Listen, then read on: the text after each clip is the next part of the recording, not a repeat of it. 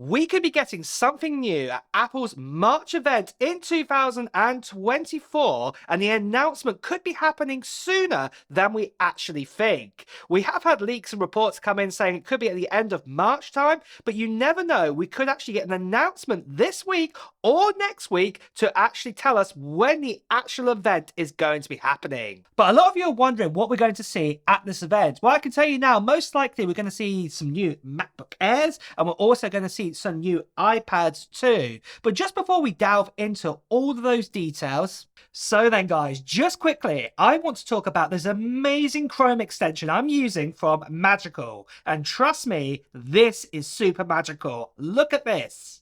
Magical allows me to create templates of letters, notes, or even posts that I can paste into any of the forms or any emails that I'm creating. With LinkedIn, for example, like I've got Greg right here, what I can do is I can connect to him and just paste a template already created. I just have to put the shortcut in and there I go. Or, for example, if I have TikTok and say I want to download everybody that I am following and see how many subscribers they've got and followers they've got, I can grab all that information and put it into a spreadsheet. Well, it's super easy. You can create multiple templates, multiple shortcuts, all inside Magical. And also the cool thing too, if you look at Gmail right here, you can even set up AI as well. So you can ask to create an email and then you can even save that template for later on. You don't even have to do all the messing around to make all the magical kind of templates. You can just use the AI feature built in to do it all for you. You can even scrape from 10 different tabs open in Chrome, or you can even paste into 10 different tabs too. It's awesome. For me, overall, I've saved around probably about 7 hours a week of extra effort of writing out emails and things like this, just using Magical and using the AI ability. It's been absolutely amazing. And you can check it out too right now. And the link is being displayed in my description. So do look at that right now and download Magical and make your life a lot easier.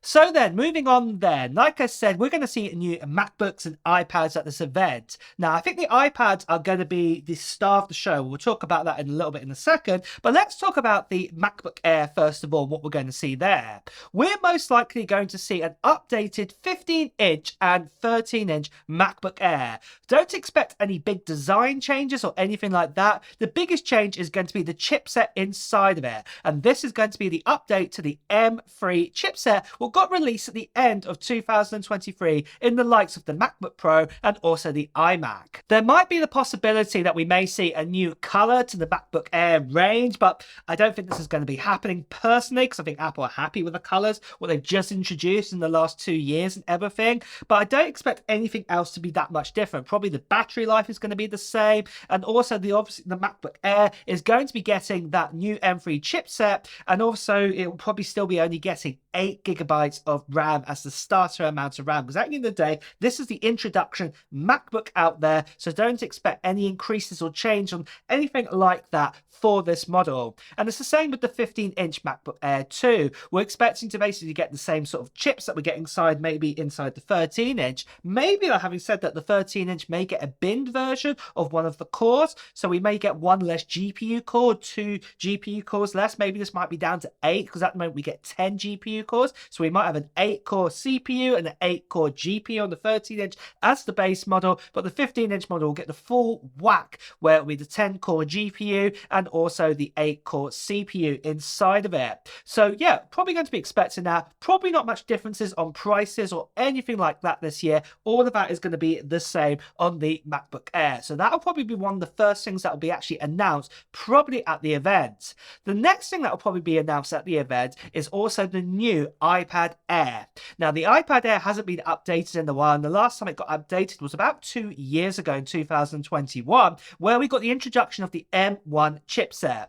Now, it's been more than over a year since, say, the iPad Pro came up with the M2 chipset, so it's definitely worth it now that the iPad Air gets introduced to an M2 chipset. It's always just about a year or so behind of the iPad Pro whenever it gets its chip. But something else that we've also been told, if you see in leaks here, is that we've actually been told told that we're probably going to be most likely going to be getting a larger version of the iPad Air. And this will be a 12.9-inch model, very similar design to the 12.9-inch design that we have with the iPad Pro right now. Again, it will have all the full features of what M2 brings us right now. Nothing really else will be changing, just a bigger display, still probably a 60 Hz display panel and everything like that. Nothing else will probably be different, just literally just the chipset underneath will be changing, and probably battery life and everything like that will be the same on definitely the 10.9-inch, but the 12.9-inch do expect probably slightly lower battery life than what we get with, say, a 12.9-inch iPad Pro, because the main reason is it doesn't have that mini LED display, it just has that standard LCD Retina display too. But then there will be the big reveal for this year, and that will be the updated iPad Pro. Now, if you didn't notice already, this design of the iPad Pro that we have here on the 11-inch model has been basically the same design since 2018. There's really been no big updates to the actual design. Yes, we may have had dual cameras introduced, maybe mini LED display introduced to that 12.9-inch version, and also we switched from A chips to M chips inside of it, but nothing really else has changed too much on the actual iPads. But it looks like this time we might be getting a brand new design iPad Pro range completely, especially like if Apple are going to be introducing, say, the 12.9-inch range to the iPad Air, and that's the same design as the current iPad Pro, we're probably going to be getting a new design.